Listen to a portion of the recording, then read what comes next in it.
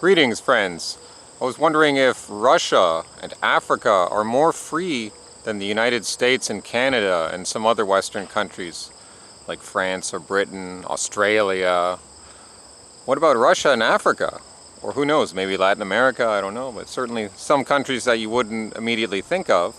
Well, maybe not necessarily Russia, because Russia's a developed country too, but Africa, which has a lower life expectancy and malaria and a lot of these problems which Western countries don't have on a large scale. We're talking about freedom. For example, lockdowns have not been as harsh in Africa. And from what I understand, not as harsh in Russia. They did do it for a while, but they got out of it earlier. They seem to be ahead of the curve in getting rid of the face mask in terms of public use. Like, some people still do it, but it's not really like Canada or Australia. You can always point to lots of things that Russia does that are evil, but keep in mind, America and Canada, we do lots of evil things too. So it's a question of what's the better option? What's a country which is not going to persecute you for being white or for being Christian or for believing in your heritage? And that's the same thing.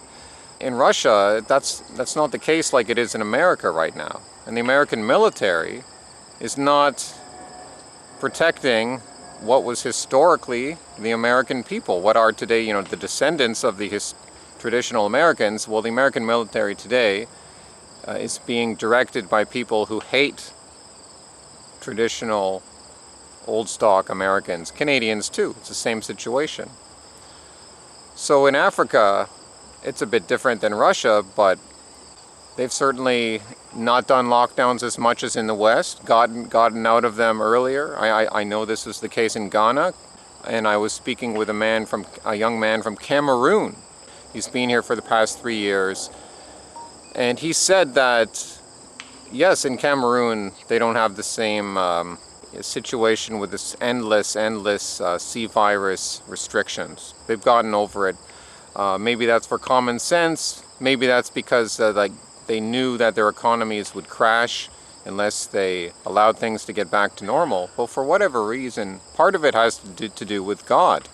The missionaries are going to come from Russia and Africa and re-evangelize the West. That might not happen, but that's a scenario that is seeming plausible to me. Not just in terms of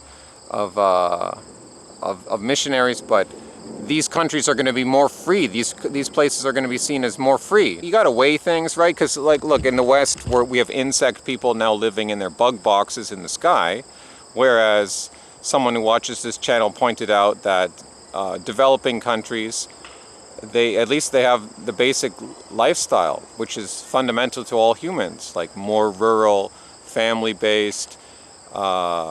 You're more closer to the land.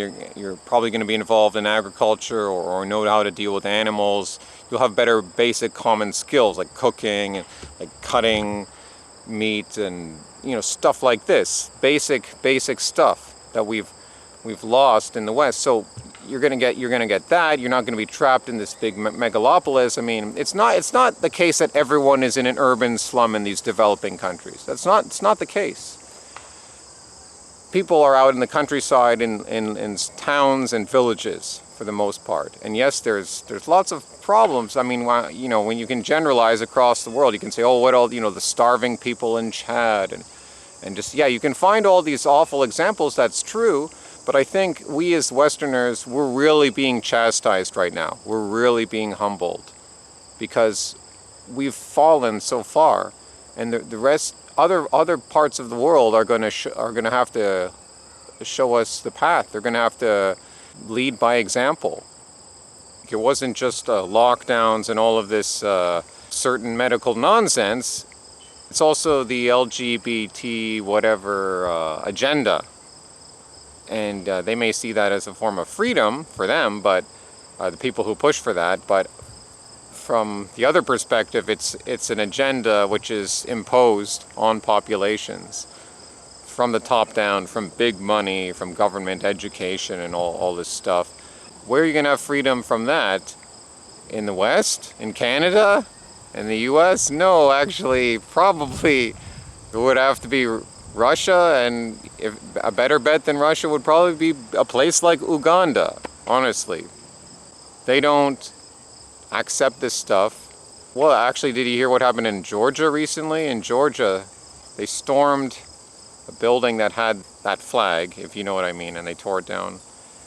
These were not people who found themselves in jail later, like in the Trump rally of January 6th, where those people stormed the Capitol, which I was mistaken at the time. There may have been some significant infiltration, and not just infiltration, but the government may have allowed it to happen. So that's another side to the story. But the fact that these people are now held in jail indefinitely, and even one of them was killed, but just for really trespassing, essentially.